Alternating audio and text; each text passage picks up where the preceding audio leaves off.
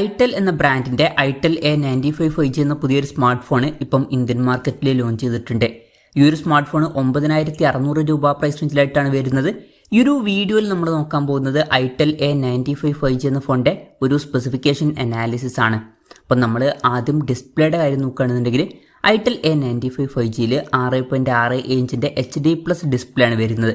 ഇവിടെ ശ്രദ്ധിക്കേണ്ട കാര്യം HD റെസൊല്യൂഷനേ വരുന്നുള്ളൂ, ഫുൾ HD റെസൊല്യൂഷൻ വരുന്നില്ല.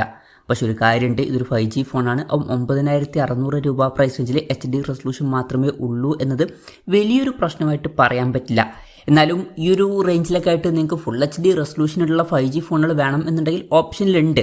അപ്പം 10,000 രൂപ പ്രൈസ് റേഞ്ചിൽ ഏസറിൻ്റെ സൂപ്പർ ZX എന്നുള്ള ഒരു സ്മാർട്ട് ഫോൺ ഇപ്പോൾ ലോഞ്ച് ചെയ്തിട്ടുണ്ടായിരുന്നു. അതിൽ ഫുൾ HD റെസൊല്യൂഷൻ വരുന്നുണ്ട്. അതുപോലെ തന്നെ മോട്ടോ G35 5Gയിലൊക്കെ ഫുൾ HD റെസൊല്യൂഷനൊക്കെ ഈ ഒരു പ്രൈസ് റേഞ്ചിൽ വരുന്നുണ്ട്. ഫുൾ HD റെസൊല്യൂഷൻ വേണമെന്നുണ്ടെങ്കിൽ ഓപ്ഷനിലുണ്ട്. പക്ഷേ ഈ ഒരു പ്രൈസ് റേഞ്ചിൽ HD റെസൊല്യൂഷനേ ഉള്ളൂ എന്നത് ഒരു പ്രശ്നമായിട്ട് പറയാനും പറ്റില്ല. പിന്നെ IPS LCD പാനലാണ് ഈ ഫോണിൽ കൊടുത്തിരിക്കുന്നത്. പഞ്ചോൾ ഡിസൈൻ ഇതിൽ വരുന്നുണ്ട്. പഞ്ചോൾ വരുന്ന ടോപ്പ് സെൻറ്റർ ഭാഗത്തായിട്ടാണ്. 120 Hz റിഫ്രഷ് റേറ്റ് ഒക്കെ ഇതിൽ സപ്പോർട്ട് ചെയ്യുന്നുണ്ട്. ഫുൾ HD റെസൊല്യൂഷൻ ഇല്ല എന്നുണ്ടെങ്കിലും 120 Hz റിഫ്രഷ് റേറ്റ് ഒക്കെ ഇതിൽ കൊടുത്തിട്ടുണ്ട്. പിന്നെ 240 Hz ടച്ച് സാമ്പിളിംഗ് റേറ്റ് ആണ് ഇതിൽ വരുന്നത്. ഡൈനാമിക് ബാർ എന്നുള്ള ഫീച്ചർ ഇതിൽ വരുന്നുണ്ട്. അതായത് iPhone 15, 16 സീരീസിലേതുപോലെയൊക്കെ ആയിരിക്കും നോട്ടിഫിക്കേഷനും കാര്യങ്ങളൊക്കെ വരിക. ഇൻട്രസ്റ്റിംഗ് ആയിട്ടുള്ള ഒരു സോഫ്റ്റ്വെയർ ഫീച്ചറാണ് ഇത്. പിന്നെ പാണ്ട ഗ്ലാസിൻ്റെ പ്രൊട്ടക്ഷൻ ഇതിൽ കൊടുത്തിട്ടുണ്ട്. അപ്പോൾ ഡിസ്പ്ലേ ഫീച്ചേഴ്സ് മൊത്തത്തിൽ നോക്കുമ്പോൾ ഈ ഒരു 9600 രൂപ പ്രൈസ് റേഞ്ചിൽ തിരക്കേടില്ലാത്ത ഈ ഒരു പ്രൈസ് റേഞ്ചിന് പറ്റിയിട്ടുള്ള ഡിസ്പ്ലേ ഫീച്ചേഴ്സ് ഇതിൽ വരുന്നുണ്ട് എന്ന് പറയാവുന്നതാണ്. എന്നാലും നിങ്ങൾക്ക് ഫുൾ HD റെസൊല്യൂഷനും കൂടി ഡിസ്പ്ലേയിൽ എക്സ്ട്രാ വേണമെന്നുണ്ടെങ്കിൽ 10,000 രൂപ പ്രൈസ് റേഞ്ചിലായിട്ട് മോട്ടോ G35 5Gയും അതുപോലെ തന്നെ ഏസർ സൂപ്പർ ZX ഒക്കെ നമുക്ക് ലഭിക്കുന്നുണ്ട്. അപ്പം ഒരു 400 രൂപയും കൂടി കൂട്ടിയാൽ നമുക്ക് ഫുൾ HD റെസൊല്യൂഷനിലെ ഡിസ്പ്ലേയുമായിട്ട് വരുന്ന ഫോണുകൾ കിട്ടുന്നുണ്ട് എന്ന് വിചാരിച്ചിട്ട് ഈ ഒരു പ്രൈസ് റേഞ്ചിൽ ഈ ഡിസ്പ്ലേ ഫീച്ചേഴ്സ് മോശമല്ല. ഈ ഒരു പ്രൈസ് റേഞ്ചിന് പറ്റിയിട്ടുള്ള തിരക്കേടില്ലാത്ത ഡിസ്പ്ലേ ഫീച്ചേഴ്സ് ഒക്കെ തന്നെയാണ് ഈ ഫോണിൽ വരുന്നത്. പിന്നെ side mounted finger print sensor ഇതിൽ കൊടുത്തിട്ടുണ്ട്. ഫോണിന്റെ തിക്നെസ് വരുന്നത് 7.8 mm ആണ്. IP54 റേറ്റിംഗ് ഒക്കെ ഇതിൽ സപ്പോർട്ട് ചെയ്യുന്നുണ്ട്. ഈ ഒരു റേഞ്ചിലൊക്കെ ഒരു IP റേറ്റിംഗ് വരുന്നു എന്നുള്ളത് തന്നെ നല്ലൊരു കാര്യമാണ്. IP54 റേറ്റിംഗ് എന്നുള്ളത് നല്ലൊരു കാര്യമാണ്.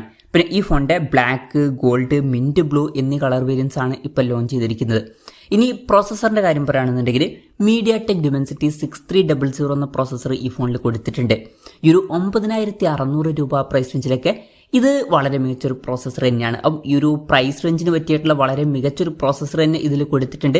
അപ്പം ഈ ഒരു പ്രൈസ് റേഞ്ചിൽ നല്ലൊരു പ്രോസസ്സർ ഈ ഫോണിൽ വരുന്നുണ്ട് എന്ന് പറയാവുന്നതാണ്. പിന്നെ എടുത്തു പറയേണ്ട കാര്യം എന്ന് പറയുന്നത് 5G സപ്പോർട്ട് നമുക്ക് ലഭിക്കുന്നുണ്ട്. 10,000 രൂപയ്ക്ക് താഴെ തന്നെ ഈ ഫോണിൽ 5G സപ്പോർട്ട് വരുന്നുണ്ട്.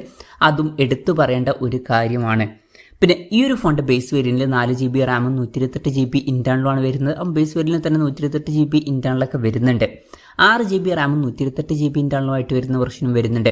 വെർച്വൽ റാം എന്നുള്ള ഫീച്ചർ ഇതിൽ കൊടുത്തിട്ടുണ്ട്. അതായത് എക്സ്ട്രാ റാം വേണ്ട സമയത്ത് ഇന്റേണൽ മെമ്മറിയിൽ നിന്ന് കുറച്ച് മെമ്മറി എടുത്തിട്ട് അത് റാമായിട്ട് യൂസ് ചെയ്യുന്നതായിരിക്കും. അങ്ങനെ 6GB റാം വരെ എക്സ്ട്രാ നമുക്ക് ലഭിക്കും.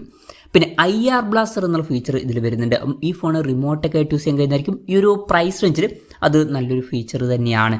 പിന്നെ ഈ ഫോണിൽ സിംഗിൾ സ്പീക്കറാണ് കൊടുത്തിരിക്കുന്നത്. ഈ ഒരു പ്രൈസ് റേഞ്ചിൽ സ്റ്റീരിയോ സ്പീക്കേഴ്സ് ഇല്ലാത്തത് വലിയൊരു പ്രശ്നമായിട്ട് പറയാൻ പറ്റില്ല. എന്നാലും നിങ്ങൾക്ക് ഈ ഒരു പ്രൈസ് റേഞ്ചിൽ സ്റ്റീരിയോ സ്പീക്കേഴ്സുമായിട്ട് വരുന്ന 5G ഫോണുകൾ വേണം എന്നുണ്ടെങ്കിൽ ഓപ്ഷനിലുണ്ട്. അപ്പം ഇൻഫിനിക്സ് ഹോട്ട് 50 5G എന്ന ഫോണിൽ സ്റ്റീരിയോ സ്പീക്കേഴ്സ് വരുന്നുണ്ട്. അതുപോലെ തന്നെ ടെക്നോയുടെ പോപ്പ് 9 5G എന്ന ഫോണിൽ സ്റ്റീരിയോ സ്പീക്കേഴ്സാണ്. പിന്നെ നേരത്തെ പറഞ്ഞിട്ടുള്ള മോട്ടോ G35ലും അതുപോലെ തന്നെ ഏസറിൻ്റെ സൂപ്പർ ZX സ്റ്റീരിയോ സ്പീക്കേഴ്സ് നമുക്ക് ലഭിക്കുന്നുണ്ട്. അപ്പോൾ സ്റ്റീരിയോ സ്പീക്കേഴ്സ് വേണമെന്നുണ്ടെങ്കിൽ വേറെയും ഓപ്ഷൻസ് വരുന്നുണ്ട് എന്ന് വിചാരിച്ചിട്ട് ഈ ഒരു പ്രൈസ് റേഞ്ചിൽ സിംഗിൾ സ്പീക്കർ വലിയൊരു പ്രശ്നമായിട്ട് പറയാനും പറ്റില്ല. പിന്നെ ആൻഡ്രോയിഡ് 14 ബേസ് ആയിട്ടുള്ള സോഫ്റ്റ്വെയർ ഇതിൽ വരുന്നുള്ളൂ. ഈ ഒരു ടൈമിലൊക്കെ ലോഞ്ച് ചെയ്യുന്ന ഒരു ഫോണിൽ ആൻഡ്രോയിഡ് 15 ബേസ് ആയിട്ടുള്ള സോഫ്റ്റ്വെയർ തന്നെ ഉണ്ടായിരുന്നെങ്കിൽ കുറച്ചും കൂടി നന്നായേനെ. പിന്നെ ക്യാമറയുടെ കാര്യം പറയുകയാണെന്നുണ്ടെങ്കിൽ ഫോണിൻ്റെ പിന്നിൽ 50 MP ഒരു ക്യാമറ സെൻസറാണ് വരുന്നത്. ഫ്രണ്ടിൽ 8 MP സെൽഫി ക്യാമറയും വരുന്നുണ്ട്. അപ്പം തിരക്കേടില്ലാത്ത ഓൺ പേപ്പർ ക്യാമറ സ്പെസിഫിക്കേഷൻ വരുന്നുണ്ട് എന്ന് പറയാവുന്നതാണ്. ഇനി ബാറ്ററിയുടെ കാര്യത്തിലോട്ട് വരികയാണെന്നുണ്ടെങ്കിൽ 5000 mAh ബാറ്ററിയാണ് ഇതിൽ വരുന്നത്. ഫാസ്റ്റ് ചാർജിങ് സപ്പോർട്ടൊന്നും വരുന്നില്ല. 10 വാട്ടിൻ്റെ ചാർജിങ് സ്പീഡേ ഈ ഫോണിൽ വരുന്നുള്ളൂ. ഇപ്പം നമ്മൾ നേരത്തെ പറഞ്ഞിട്ടുള്ള പല 5G ഫോൺസിലും നമുക്ക് അറ്റ്ലീസ്റ്റ് ഒരു 18 വാട്ടിൻ്റെ ഫാസ്റ്റ് ചാർജിങ് സപ്പോർട്ടെങ്കിലും കിട്ടുന്നുണ്ട്.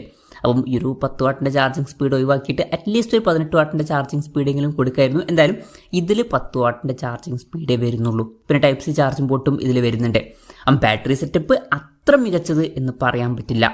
അപ്പം ഇതൊക്കെയാണ് മൊത്തത്തിൽ ഫീച്ചേഴ്സിനെ പറ്റി പറയാനുള്ള കാര്യങ്ങൾ. പിന്നെ വിലയുടെ കാര്യം പറയുകയാണെന്നുണ്ടെങ്കിൽ 4GB RAM 128GB ഇന്റേണൽ വെർഷൻ്റെ വില വരുന്നത് 9599 രൂപയാണ്. അതുപോലെ തന്നെ 6GB RAM 128GB ഇന്റേണൽ വെർഷൻ്റെ വില വരുന്നത് 9999 രൂപയാണ്. എന്തായാലും ഓവറോൾ നമ്മൾ നോക്കുകയാണെന്നുണ്ടെങ്കിൽ ഈ ഒരു പ്രൈസ് റേഞ്ചിൽ തരക്കേടില്ലാത്ത ഫീച്ചേഴ്സും കാര്യങ്ങളൊക്കെ ഈ ഫോണിൽ വരുന്നുണ്ട് എന്ന് പറയാവുന്നതാണ്. പക്ഷേ ഈ ഒരു പ്രൈസ് റേഞ്ചിൽ ഇത് ബെസ്റ്റ് ആയിട്ടുള്ള ഓപ്ഷൻ ആണ് എന്നൊന്നും പറയാൻ പറ്റില്ല. ഇപ്പം വേറെയും ഓപ്ഷൻസ് വരുന്നുണ്ട്. ഇപ്പം ഈ ഒരു പ്രൈസ് റേഞ്ചിലാണെന്നുണ്ടെങ്കിൽ ഇൻഫിനിക്സ് ഹോട്ട് 50, അതുപോലെ തന്നെ ടെക്നോ പോപ്പ് 9 5G എന്നീ ഫോണുകളൊക്കെ വരുന്നുണ്ട്. ഇപ്പം ഈ ഫോണുകളിലൊക്കെ ആണെന്നുണ്ടെങ്കിൽ ഓൾമോസ്റ്റ് സിമിലർ ഡിസ്പ്ലേ ഫീച്ചേഴ്സ് തന്നെയാണ് നമുക്ക് ലഭിക്കുന്നത്. അതുപോലെ തന്നെ സെയിം പ്രോസസ്സറും വരുന്നുണ്ട്. എക്സ്ട്രാ ആയിട്ട് നമുക്ക് സ്റ്റീരിയോ സ്പീക്കേഴ്സും 18 വാട്ടിൻ്റെ ഫാസ്റ്റ് ചാർജിംഗ് സപ്പോർട്ടൊക്കെ ലഭിക്കുന്നുണ്ട്. അപ്പം എക്സ്ട്രാ ചില ഫീച്ചേഴ്സൊക്കെ ആ ഫോണുകളിൽ വരുന്നുണ്ട്. അതുപോലെ തന്നെ 10,000 രൂപ പ്രൈസ് റേഞ്ചിലായിട്ട് മോട്ടോ G35 5G, അതുപോലെ തന്നെ ഏസർ സൂപ്പർ ZX എന്നീ ഫോണുകളൊക്കെ ലഭിക്കുന്നുണ്ട്. ഇപ്പം ഈ ഫോണുകളിലോട്ട് വരുമ്പോൾ നമുക്ക് എക്സ്ട്രാ ആയിട്ട് ഫുൾ HD റെസൊല്യൂഷനും സ്റ്റീരിയോ സ്പീക്കേഴ്സും 18 വാട്ടിൻ്റെ ഫാസ്റ്റ് ചാർജിംഗ് സപ്പോർട്ടൊക്കെ ലഭിക്കുന്നുണ്ട്. ഇതിൽ മോട്ടറോളയിൽ നമുക്ക് അൾട്രാ വൈഡ് ആംഗിൾ ലെൻസ് ക്യാമറയിൽ എക്സ്ട്രാ ലഭിക്കുന്നുണ്ട്. പിന്നെ ഏസറിൻ്റെ ഫോണിലാണെങ്കിൽ 64 മെഗാ പിക്സൽ സോണിയുടെ ഒരു മെയിൻ ക്യാമറ സെൻസറും ഒക്കെ വരുന്നുണ്ട്. അപ്പം ഈ ഒരു പ്രൈസ് റേഞ്ചിൽ ഐറ്റൽ A95 5G എന്ന ഫോണിൽ തരക്കേടില്ലാത്ത ഫീച്ചേഴ്സ് വരുന്നുണ്ട് എന്ന് പറയാവുന്നതാണ്. പക്ഷേ ഈ ഒരു പ്രൈസ് റേഞ്ചിൽ ഇത് ബെസ്റ്റ് ആയിട്ടുള്ള ഫോണാണ് എന്നൊന്നും പറയാൻ പറ്റില്ല. കോമ്പറ്റീഷൻ കുറച്ച് ടൈറ്റാണ്, വേറെയും ഓപ്ഷൻസ് ഉണ്ട്. അപ്പം ഈ ഒരു പ്രൈസ് റേഞ്ചിൽ ഇത് അത്ര മികച്ചൊരു ഫോണായിട്ട് എനിക്ക് പേഴ്സണലി തോന്നിയിട്ടില്ല. ഇതാണ് ഈ ഒരു ഫോണിനെ പറ്റിയിട്ടുള്ള എൻ്റെ ഒരു പേഴ്സണൽ അഭിപ്രായം. ഈ ഒരു ഫോണിനെ പറ്റിയിട്ടുള്ള നിങ്ങളുടെ അഭിപ്രായം ജസ്റ്റ് ഒന്ന് കമൻറ്റ് ചെയ്യുക.